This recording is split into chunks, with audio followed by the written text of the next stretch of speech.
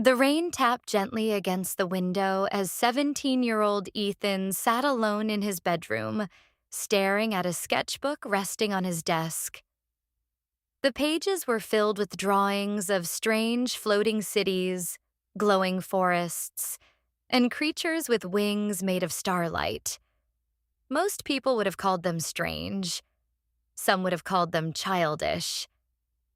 But to Ethan, they were pieces of a world that existed deep inside his imagination. Ever since he was a little boy, Ethan had seen things differently than everyone around him. While other children spent their afternoons playing soccer or talking about the latest trends, Ethan spent hours creating stories, drawing maps of imaginary kingdoms, and wondering what secrets might exist beyond the stars. His mind was always full of questions. What if trees could speak? What if dreams were actually memories from another world? What if every person carried a hidden light that nobody else could see? Most people never understood him. At school, Ethan often sat quietly by himself during lunch. Whenever he tried sharing one of his ideas, the reactions were usually the same. That's weird. Nobody thinks about stuff like that. You spend too much time in your imagination. At first, he laughed along with them, but eventually their words started to feel heavier, like stones being placed inside his pockets one by one. Each comment made him question himself a little more. Maybe they were right. Maybe he was strange. Maybe something was wrong with him. As months turned into years, Ethan slowly began changing himself. He stopped carrying his sketchbook to school. He stopped talking about the stories he created. He stopped asking unusual questions. When people talked about things he wasn't interested in, he pretended to care. When everyone laughed at jokes he didn't find funny, he laughed too. When people followed trends, he followed them as well. Little by little, he became someone else. And surprisingly, it worked. People started accepting him. Classmates who once ignored him now invited him to hang out. Teachers no longer described him as different. For the first time in his life, Ethan felt like he fit in. At least, that's what everyone else thought. Because every night, when he returned home and looked at himself in the mirror, he felt something missing. A quiet sadness followed him everywhere. He couldn't explain it. Nothing terrible had happened. Yet he felt emptier than ever.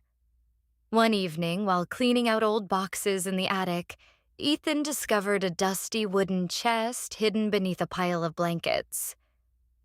The chest had belonged to his grandfather.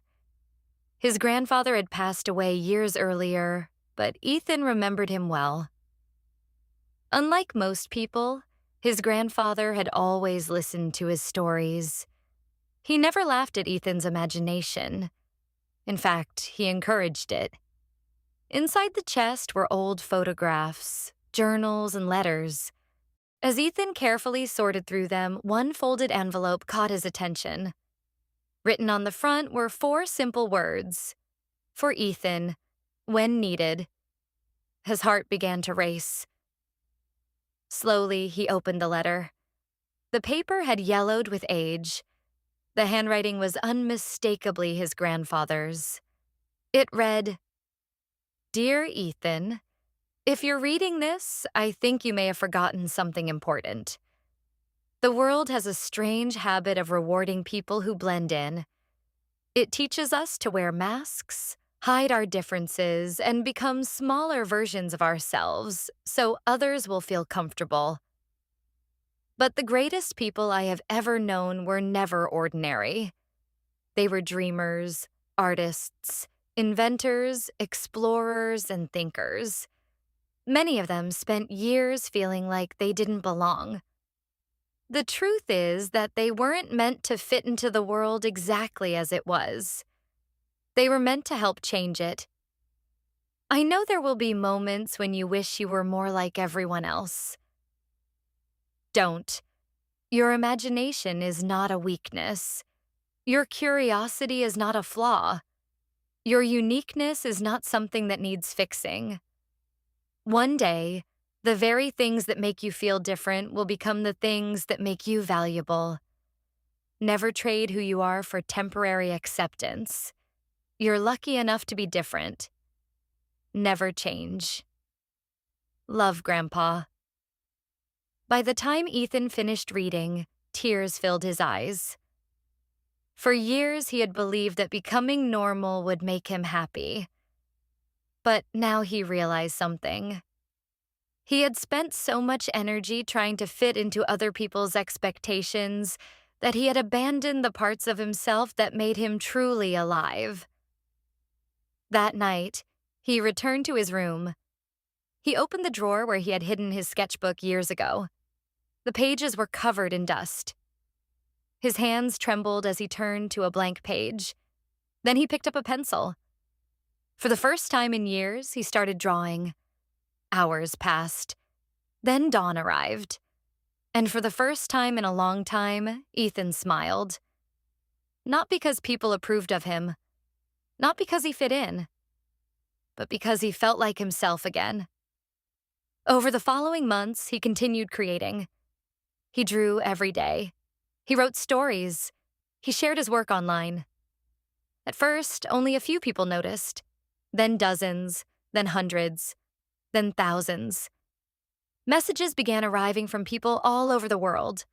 One person wrote, "Your stories help me feel less alone." Another said, "I thought I was weird until I found your work." And another, "Thank you for showing me that being different isn't something to hide." Years later, Ethan became a successful author and illustrator. His books inspired millions. But success wasn't the most important thing he gained. The most important thing was the lesson he had learned. One afternoon, after a speaking event, a nervous young boy approached him. The boy held a notebook tightly against his chest. "Can I ask you something?" he said quietly. "Of course," Ethan replied. The boy hesitated. "Did you ever feel like you didn't belong?" Ethan smiled gently. "Almost every day." The boy looked surprised. "What did you do?" Ethan thought for a moment before answering. Then he said, "At first, I tried to become someone else. But eventually, I learned that fitting in isn't nearly as important as being yourself." The boy nodded slowly. Ethan opened the notebook and wrote a message on the first page. "The world already has billions of people trying to be like someone else. It only has one you. Don't waste that gift." As the boy walked away, Ethan looked up at the sky. The clouds drifted peacefully overhead, and he remembered the words that had changed his life forever. "You're lucky enough to be different. Never change." Because the people who dare to be themselves are often the people who inspire everyone else to do the same. And sometimes, the greatest gift you can give the world is simply refusing to become anyone other than who you truly are.